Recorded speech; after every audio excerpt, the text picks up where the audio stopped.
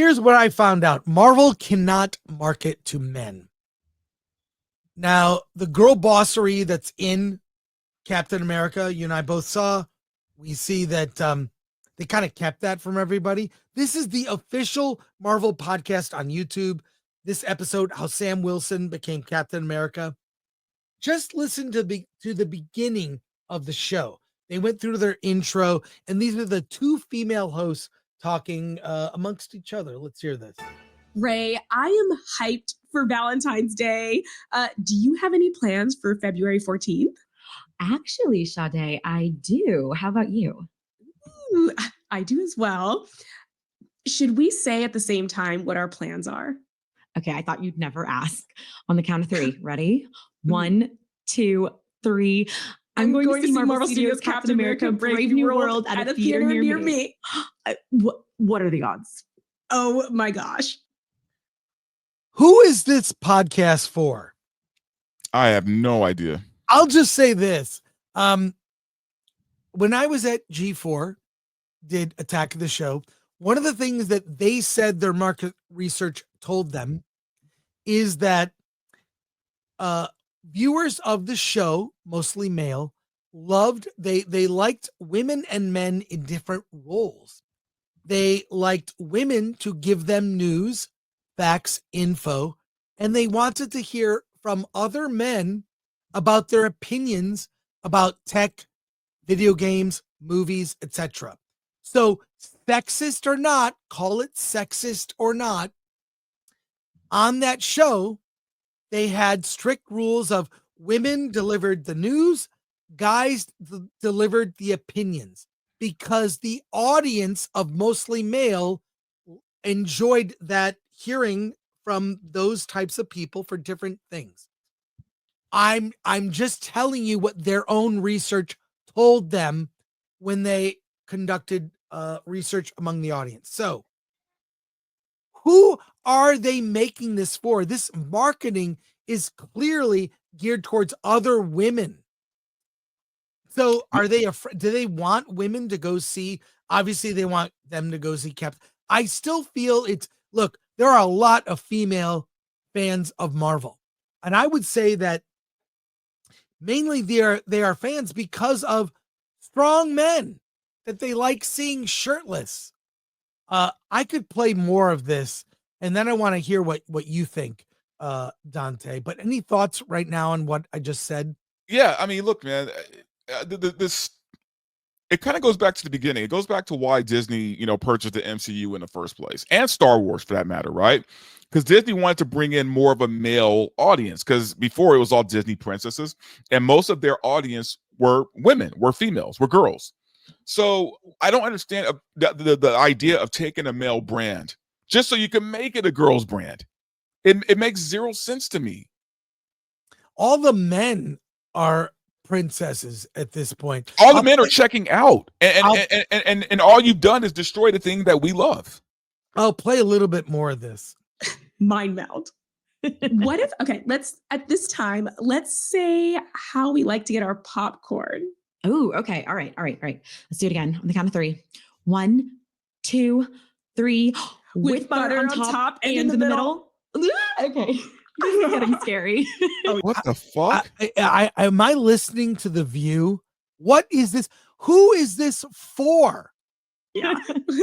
But while we're still a few weeks away from the film's release, we got a sneak peek of Captain America Brave New World, courtesy of the film's director, Julius Ona. Here's what he had to say about the similarities and differences between Sam Wilson's Captain America and his predecessor, Steve Rogers. I do want to hear this and what you think. Well, here's the director talking about the film. So let's hear a little bit of this. One thing that both of these characters have in common, this true belief in a set of ideals and people, but it manifests itself in different ways. With Steve, especially with the serum, he became this incredibly idealized version of what it means to be human and a Cap.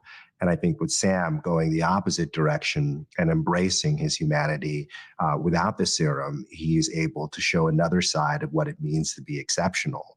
So they're both two people who have incredible faith in their ideals and in their countries and communities, but they're expressing it in ways that are very specific to them.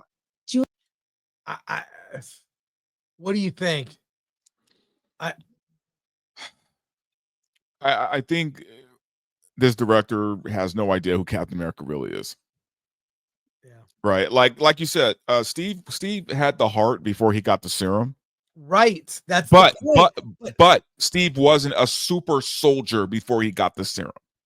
That's the difference. Right? Captain America is a super soldier. He's not just a guy in an outfit who throws a frisbee around. Like this guy doesn't understand Captain America at all. All right. We'll play a little bit more of this and then go to your comments. Here we go. Julius described how Sam has evolved since we last saw him at the end of Marvel Studios' The Falcon and the Winter Soldier. Sam has been Captain America now for 2 years, and we left him at the end of that show knowing why he wanted to be Captain America. But now I think we're meeting him at a place where he has to negotiate what that actually means, what course of action he's going to take, how he's going to relate to other people, how he's going to use the power that the platform gives him as well. So a big part of what he's going to go through in this movie is trying to define that in a really specific way in every element of what that means, both in terms of stepping into Steve's shoes, both in terms of what it means coming from his background and his community to take this role, and how it relates not just to every people, but to other heroes as well.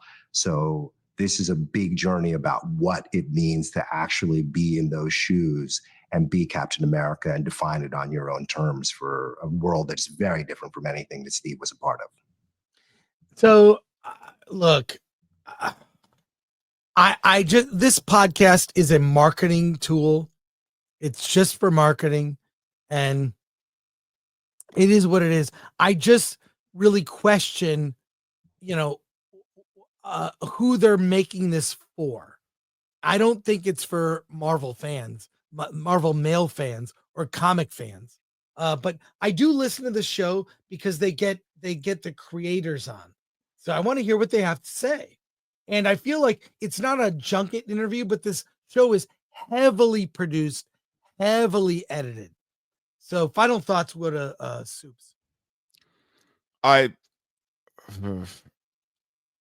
you know what, I think right now Marvel, the MCU, I should say, not Marvel, the MCU is in a weird place because I think there's a part of the MCU that's trying to, get out of this kind of woke era. They're trying to like get back to normal, and I think there's a contingency that's trying to hold on to the woke era, right? I think they're kind of fighting within themselves for the direction of where the MCU is going to go, right? And the ones that are trying to make it back to what it used to be I think they're getting some pushback on that.